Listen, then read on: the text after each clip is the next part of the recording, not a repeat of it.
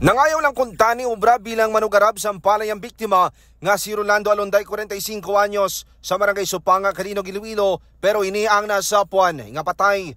Alas 9:30 sa aga, Setyembre 15, sa suludlon kinabukid nga porson sa Barangay Alugmawa, Lampunaw, Iloilo, nasa puwan ang lawas ang biktima nga may pilas sa ulo.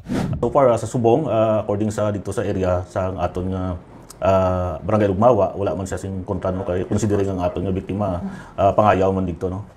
Kaga dito sa Barangay Supanga, Calinog, Iloilo, mabuot man ang aton nga biktima kag wala man sing kontra. Pero may nagasulod sa aton nga information na may ginasundan kami nga isa ka insidente nga natabo dira sa area sa Barangay Alugmawa. Sunod sa pulis, malayo sa panimalay kung sa diin nasapo ng biktima kay ginabanta 200 metros sa manang kalayon gikan sa ginaistaran sini nga balay.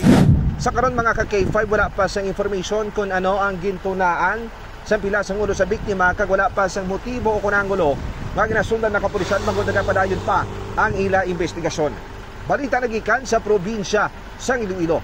Ako si K5 Aaron Refollo para sa Kampiyon na Balita, Serbisyo Publiko kag Kalingawan sa Western Visayas. K5 News of AM.